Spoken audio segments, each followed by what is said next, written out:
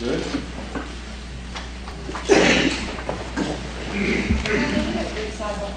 Yes,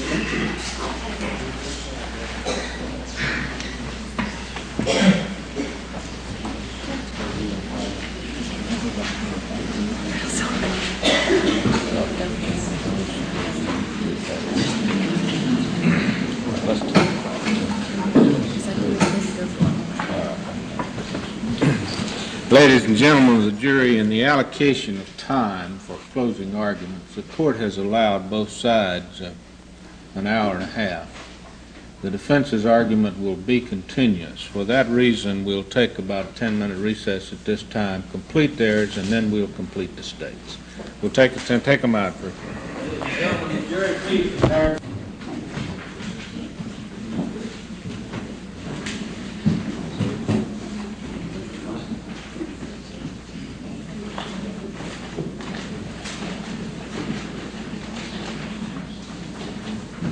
Court will be in recess 10 minutes. Please remain seated until the judge is out of the courtroom. Court will be in recess for 10 minutes.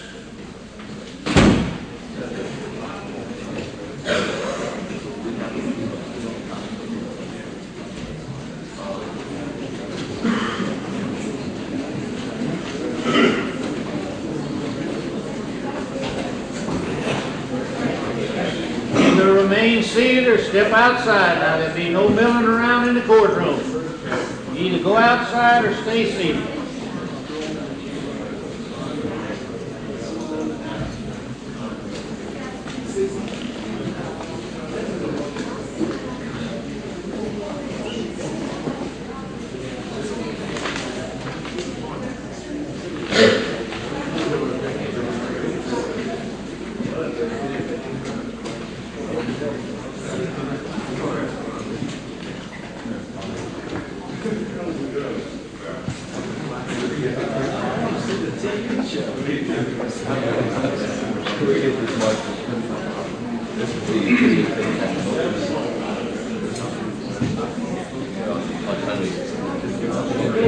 Please remain seated or go out in the hall. It's milling around.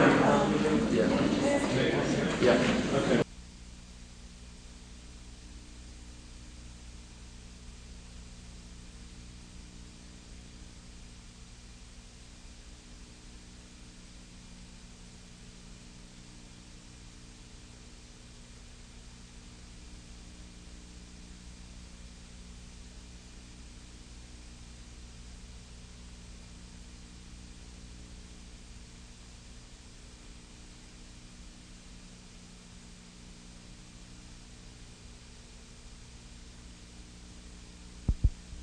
Crime scene. Second day, they showed you multiple photographs of the beds of the victims and the blood that was found on the bed sheets. On the third day, they introduced piles of bed sheets and pillows and nightclothes and pillowcases. And their serology testimony to show what was completely obvious, what no one would have thought to question from the first day, which was that the blood of the victims was the blood that was found on the beds where they were lying when they were beaten. Would suggest to you that the only reason that the state presented all of this cumulative and horrible evidence of the blood at the crime scene and all of these tangible items of evidence was to prejudice you and to cloud your emotions to your assessment of the scant evidence concerning Mr. Bundy that would follow. Consider what it was that the police forgot to do, what they overlooked. There was testimony concerning a Clairol bottle found in Lisa Levy's room, which seemed to appear to be a valuable piece of evidence. Somebody said it had some hair elements on it, had some blood on it. It might have been used as an object by the perpetrator of these crimes, and any fingerprint evidence on this item was also lost. It was kicked around on the floor for 5 days. It was not collected, and it was not properly preserved. They show you a picture of a woodpile out back. They take no cast prints from around the woodpile. They gave you no photographs of the foyer. only a description from one of the witnesses that this was a bright wallpaper. I ask you to look at the pictures that we've introduced into evidence. And you'll see that's not bright wallpaper. That is dull and dim, dark blue. A very dark room. Also, consider the evidence of the pantyhose mask from Dunwoody that was spread on a floor, that was later swept, and you saw Ms. Lasko bring in all of those piles of hairs that were swept from the floor. There's no way that the state's circumstantial evidence of hairs on a mask shows you, beyond a reasonable doubt, that those hairs had to have been left by the person that left the mask. It's equally consistent with the interpretation that those hairs adhered to the mask when it was placed on the floor for purposes of photography. No officer noted what lights were on in the foyer that night. No officers tested the lights, the decibel of the lights, how the lights would reflect in that dark first room of the foyer. Nancy Dowdy did testify that when she went downstairs with Nita Neary that the light was subdued and that it was dim. It would be an important consideration for you to evaluate this evidence, to know exactly what the lights were, but they forgot to find that evidence. They forgot to preserve it for you to know about.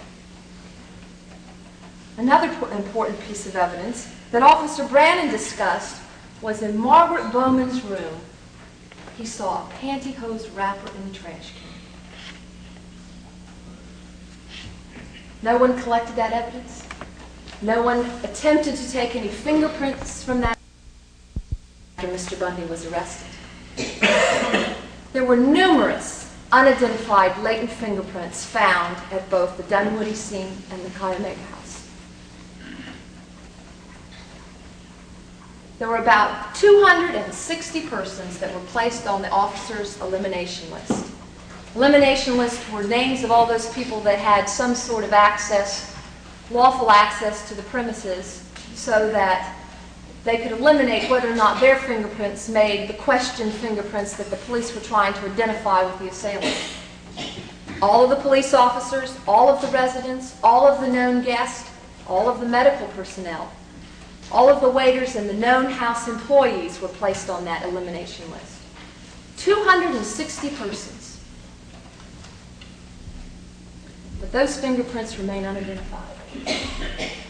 Now, before Mr. Bundy was arrested, they submitted to the crime lab names of 102 suspects in this case. But after Mr. Bundy was arrested, they only submitted the fingerprints of 4 individuals. They stopped looking. They stopped trying to find out who left those latent fingerprints at the Kayamega house. And instead, they want to imply that somehow the assailant was wearing gloves. But there are pieces of evidence in this case that indicate to you clearly that that is not the case. That the assailant was not wearing gloves.